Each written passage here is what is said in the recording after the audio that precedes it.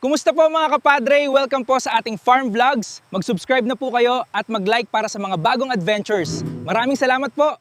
Good morning mga padre. Time check 6:30 ng umaga. Ayun, natuloy rin yung pagpapakapon natin. Naging available na yung nagkakapon ito. Papunta na nga tayo ngayon sa farm. Kakaponin na raw ngayon nila. Hanggang hindi pa busy kasi nanganak pala yung mga alaga niyang baboy. Kaya hindi siya nakapunta. Mga padre, ayun yung magkakapon sa atin. Si Kuya Sultan. Yun yung magkakapon. Ang kakapon sa alaga natin is anak ni Aruba. Yung kay Ibana, nakapon na mga padre. Ang problema nung nag-video ako, patayo pala. Ay hindi ko na ipinost. Baka mamaya ma-restrict lang tayo sa YouTube. Kaya ngayon, ito na lang ang ipopost natin. Yung pagkakapon kay Aruba. Apat yung lalaki dito. Yung kay Ibana, apat rin ang tinapon eh. Kaso nga hindi ko na napakita dahil patayo yung pagbibideo ko eh. Ay mga padre, tingnan natin yung paraan ng pagkakapon. Nakita ko na rin kung paano magkapon. Sabi ko, hindi ko kaya. Umiyak eh, nakakaawa. Ayan mga padre, tingnan natin yung pagkakapon. Ayan na si Pogi. Gagawin na siyang binata. Kaya natin pinapakapon mga padre. Hindi naman tayo nakapokus magbenta ng big para gagawin nilang pambulog. Nakapokus naman tayo, i-grow out natin yung mga big natin. Pero kung gusto nyo ng babae, magandang klase yung mga babae nito kasi malaking hinihinto si Aruba. Oh. Crossbreed native pero malaki. Ayan, mga padre. Umiiyak na siya.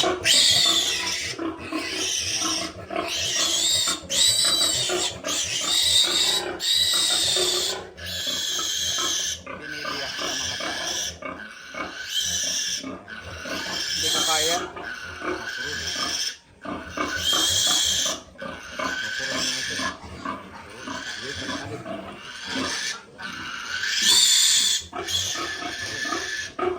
Ano bibili? Kaso malayo pa tindahan. Tsagain na lang.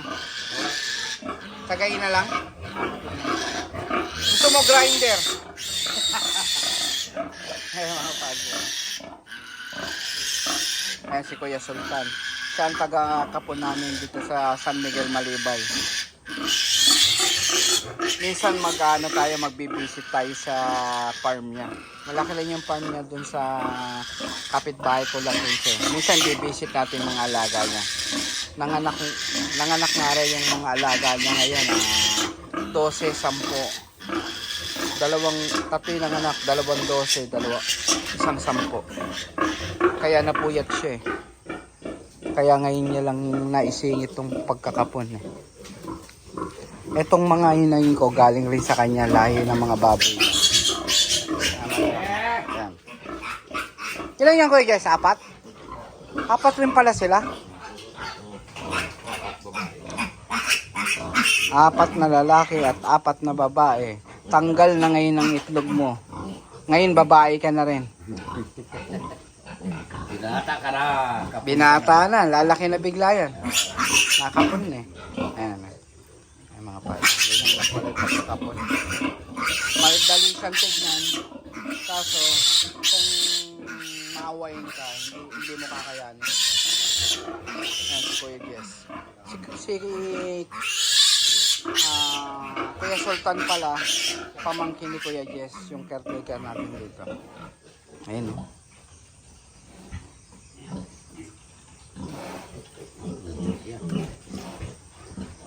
Ang bilis rin pala matuyo, no? Yung kay Ibana tuyo na agad. Oo, kukulit na eh, no? Parang walang nangyari. O, tingin lang natin, pero sila nararamdaman nila yan.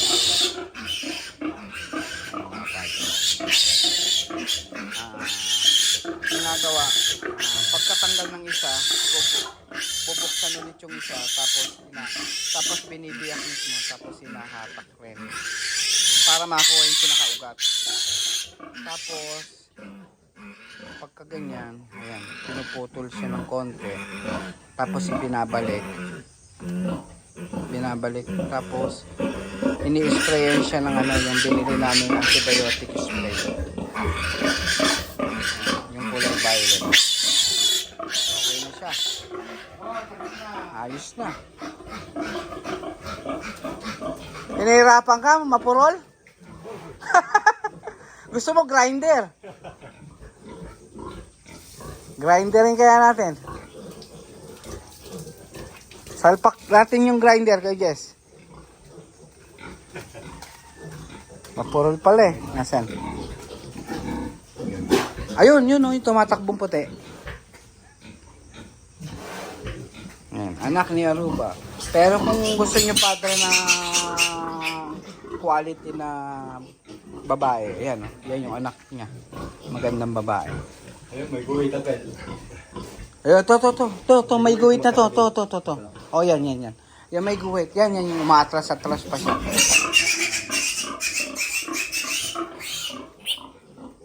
Alam mo ha. Tinatago mo pa yung itlog mo ha. Yan, pangatlo na yan mga padre. Porol. Kung tumanda-tanda lang konti, hindi niya maiiwayan ha. Hirapan ko kayo, pakunat ng pakunat to eh. Oo, hindi niya lang kayang iwain yan ha. Kuya Jess, Araw na to. puro kalokohan eh. Ang hirap na nga lang dinadanas eh. Binigyan pa tayo ng blade na mapurol eh. Oh. Ilan na ba na ano yan? Yan pa yata yung ginamit mo sa farm mo eh. Kay Martin? Sa baboy ni Martin? Hindi, yung pundo ko akala ko hindi bukas. Last Bibili, na yan eh. bibili nga ako maraming blade. Mura lang sa Lazada eh. Isang ganon. Oh, bibili. Bibili ako kahit yung local lang, kahit isang gamitan, di ba? Katulad ng mga ginagamit ng mga nagugupit, local lang rin yun eh.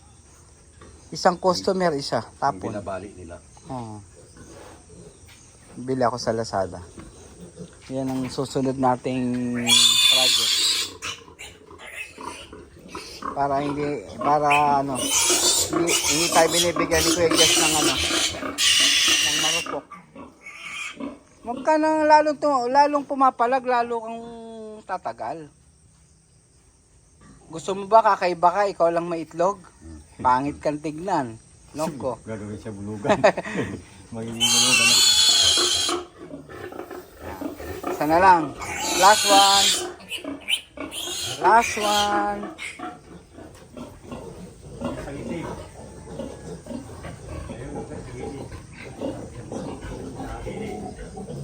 Bakit yung baboy namin hindi ganito, hindi na mahawak pagka nawakan ng anak niya, nangahagat. Ah.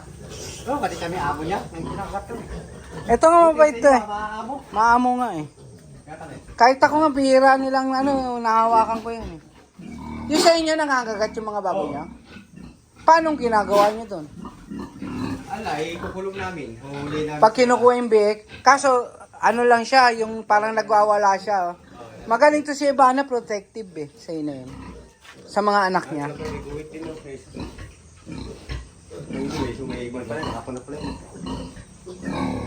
Wala na yata. Puti na lang. Hindi, meron pa. Sa puti yata, alam ko kay Jess. Yan ba? Yan. Hirap ipili-pili namin eh. Ayan o. Galing o. Protective to si Aruba, nakakatuwa. Walang kwentang gawin barako yan. Ang liit ng itlog. Meron talaga, baby pa lang, malaki na yung isa no. Yung kay Ivana. Ano na? Ito malaki. Malaki ba yan? Meron talaga yung bakat na bukol yung kay Ivana, yung isa. Oo, makikita mo na. Okay. Relax ka lang. Meron yung ayaw. Oo, yung bagis na.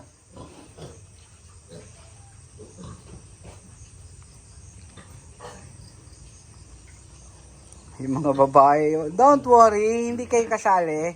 Hindi na kayo. Nakikiramdam mo. Okay na ako. Don't worry. Yata matulog.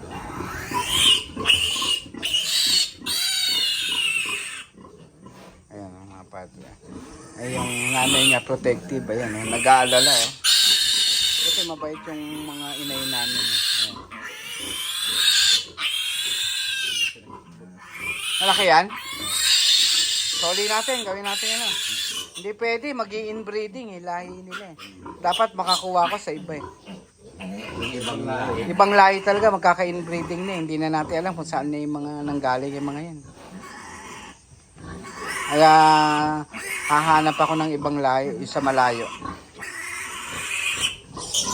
Halos lahat ng baboy dito, halos ikaw lahat kata sa'yo nakakuha eh. Inayin ah, pati kila pastor na. Saan siya nakakuha? Kayo yung bumat, yung nagbulok yan. Ay mga padre, tapos din. 4 down. Nakaraos yung pagbubulog namin. Ayan. Sakali gusto niyo ng future rin na yan. Ayan. Magagandang layan. Malaking baboy si Ibana. Oh. Ay si Aruba. Ayan. Pa lang naman yata eh, pangalawang anak pa, pangalawa. Pangalawa pa lang. Agang ano rin, 100 panganganak pinangakuan si Kuya Jess eh. Wala namang limitado ang kwan, walang limitado ang kwan. Pinangakuan kang ilan to? 100 panganak. Pinangakuan ka ba niyan? Ay, nakailang na itong itlog ng manok ko dito.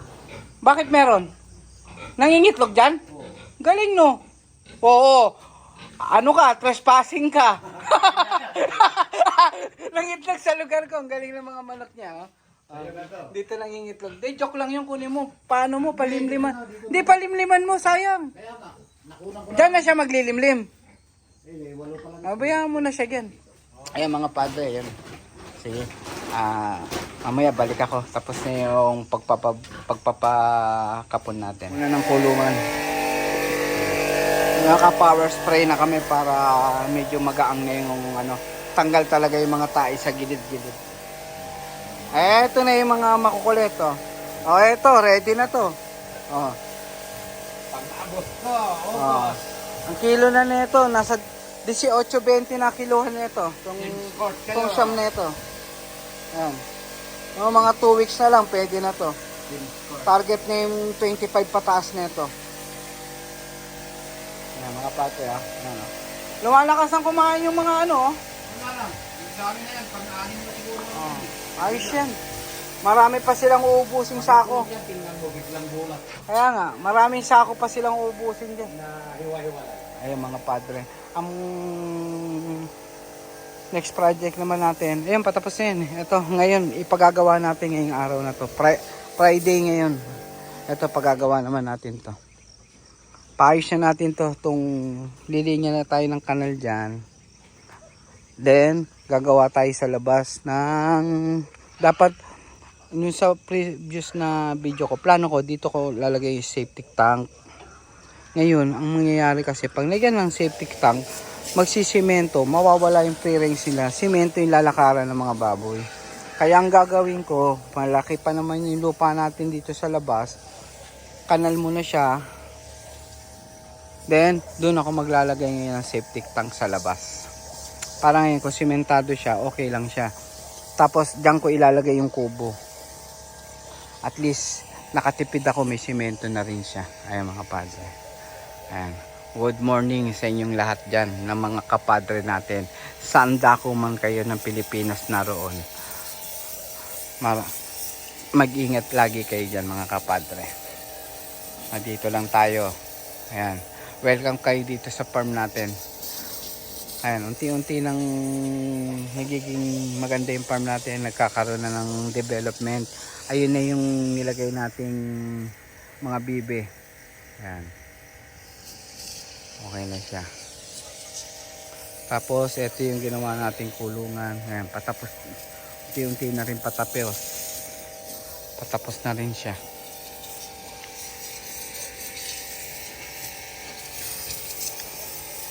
Ayan mga padre.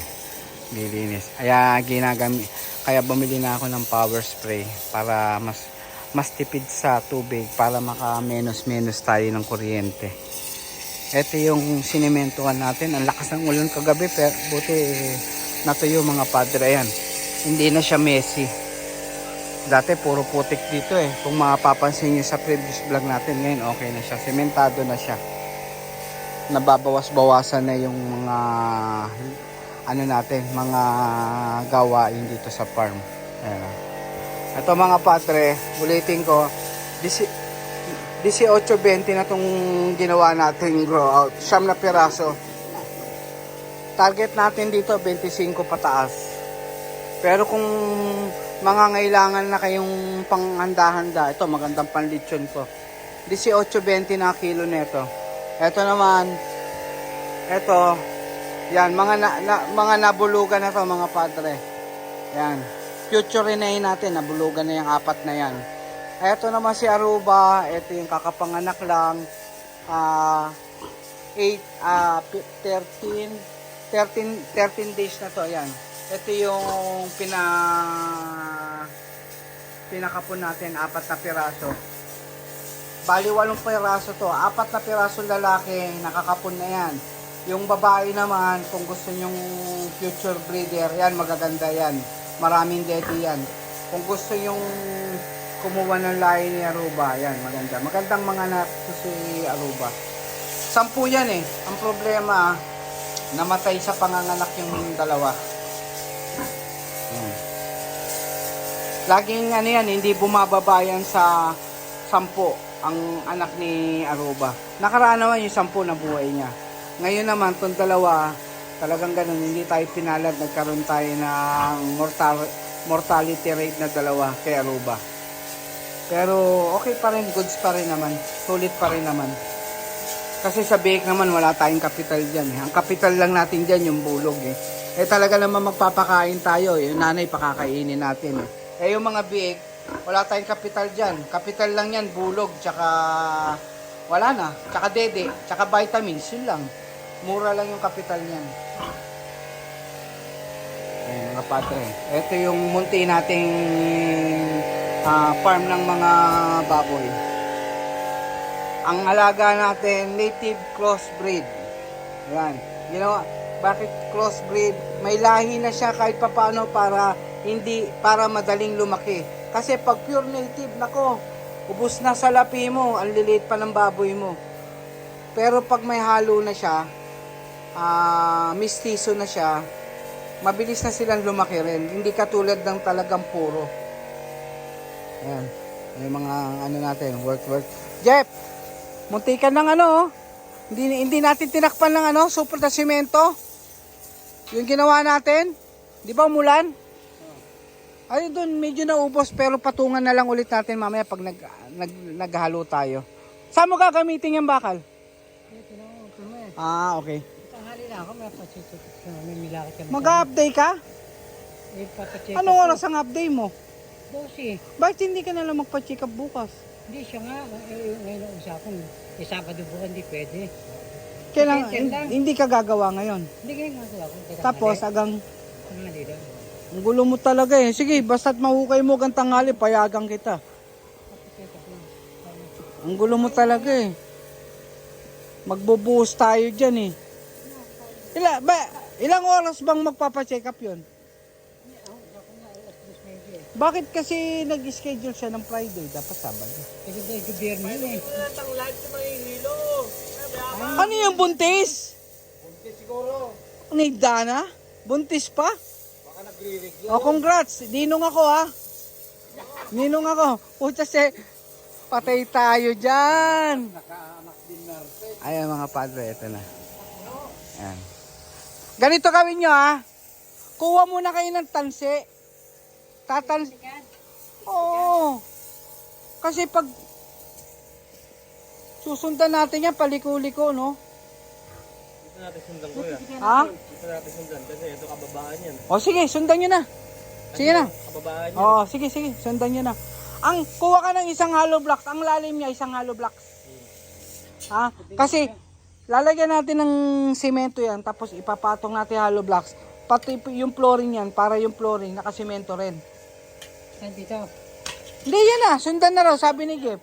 Yan ang kababaan yan eh. Oo, kasi yan na yung kasanayan ng tubig, di ba? Doon ka na magsimula, Kuya Jess. Ay, Kuya Narsing. Pag ano na tayo patakbo, oo. Yung nadaloy ng tubig yan eh. Oo. O, sige. Tama. Kayo magaling sa ganyan eh. Tayo naman tumatanggap ng mga suggestion eh. Ay, mga padre. Bakit ang ano? Yung lapad niya mga ano?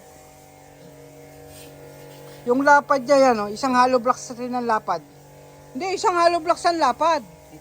Oo. Isang hollow blocks lang. Kasi papato, tapos, teka. Jeff, kuha ka ng metro, yung lapad. Kasi maglalagay pa tayo ng hollow blocks, kikitid yung kanal. Kailangan malapad yung kanal. Kailangan ang magiging lapad ng kanal, mga ganong kalapad, oh. Oh, hindi, mga ganon, no? Kaya nga, mga ganon.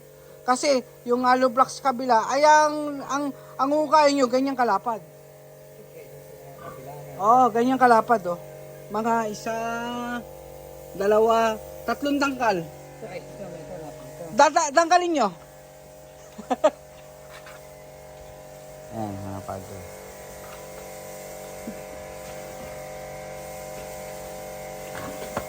Tapos ang lalim niya, hollow blocks.